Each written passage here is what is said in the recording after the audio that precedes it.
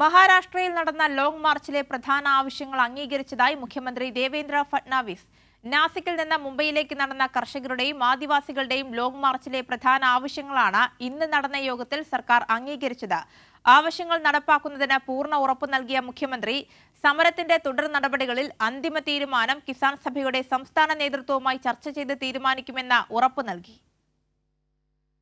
മഹാരാഷ്ട്രയിൽ നാസിക്കിൽ നിന്ന് മുംബൈയിലേക്ക് നടന്ന CPIM അഖിലേന്ത്യാ കിസാൻ സഭയുടെ ലോങ് മാർച്ചുമായി ബന്ധപ്പെട്ട ആവശ്യങ്ങൾ ഇന്ന് മുംബൈയിലെ മന്ത്രാലയത്തിൽ നടന്ന യോഗത്തിൽ വിശദമായി ചർച്ച ചെയ്തു. റവന്യൂ മന്ത്രി ചന്ദ്രശേഖർ ബാവൻകുലെ, ജലസേചന മന്ത്രി ഗിരീഷ് മഹാജൻ, ആദിവാസി വികസന മന്ത്രി അശോക് ഉയിക്കെ, സ്കൂൾ വിദ്യാഭ്യാസ മന്ത്രി ദാദാസാഹേബ് ബോസെ, വനം മന്ത്രി ഗണേഷ് നായക് എന്നിവരുമായി കിസാൻ സഭ പ്രതിനിധി സംഘം ചർച്ച നടത്തി. തുടർന്ന് മുഖ്യമന്ത്രി ദേവേന്ദ്ര ഫട്നാവിസിന്റെ ഔദ്യോഗിക വസതിയായ വർഷയിലെത്തി പ്രതിനിധി സംഘം കൂടിക്കാഴ്ച നടത്തി. യോഗത്തിൽ അംഗീകരിച്ച എല്ലാ ആവശ്യങ്ങളും നടപ്പാക്കുമെന്ന് മുഖ്യമന്ത്രി ഉറപ്പു നൽകി. നടപ്പാക്കലിൽ വീഴ്ച വരാതിരിക്കാൻ മന്ത്രിതലത്തിൽ സ്ഥിരം ഫോളോ അപ്പ് നടത്തുമെന്നും അറിയിച്ചു. വനാവകാശ നിയമപ്രകാരം സമർപ്പിച്ച എല്ലാ അവകാശവാദങ്ങളും പുനഃപരിശോധിക്കാൻ തീരുമാനിച്ചു.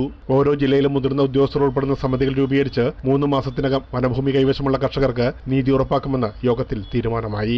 ആദിവാസി മേഖലകളിലൂടെ പടിഞ്ഞാറോട്ട് കടലിലേക്ക് ഒഴുകുന്ന വെള്ളം പ്രാദേശികർക്ക് മഹാരാഷ്ട്രയിലെ വരൾച്ച ബാധിത പ്രദേശങ്ങൾക്ക് ലഭ്യമാക്കാൻ ചെക്ക് ഡാമുകളും മറ്റു പദ്ധതികളും നടപ്പാക്കുമെന്ന് സർക്കാർ അറിയിച്ചു. പെസ നിയമപ്രകാരം ഒഴിവുകൾ പൂരിപ്പിക്കുക, കർഷകർക്ക് പകൽ വൈദ്യുതി നൽകുക, സ്കൂൾ പോഷകാഹാര ജീവനക്കാരുടെ വേതനം വർദ്ധിപ്പിക്കുക, ഗ്രാമീണ ആദിവാസി മേഖലകളിൽ അധ്യാപക നിയമനം നടത്തുക തുടങ്ങിയ ആവശ്യങ്ങളും അംഗീകരിച്ചു. ലോങ് മാർച്ചിന്റെ തുടർ നടപടികളിലും സമരം പിൻവലിക്കുന്നതിലും അന്തിമ തീരുമാനം കിസാൻ സഭയുടെ സംസ്ഥാന നേതൃത്വവുമായി ചർച്ച ചെയ്ത് പ്രഖ്യാപിക്കുമെന്ന് നേതാക്കൾ അറിയിച്ചു. നാളെ വൈകുന്നേരം ജലസേചന മന്ത്രി ഗിരീഷ് മഹാജനും നാസിക് ജില്ലാ കളക്ടറും സമരക്കാരെ അഭിസംബോധന ചെയ്യും. പ്രേംലാൽ, കൈലി ന്യൂസ്, മുംബൈ.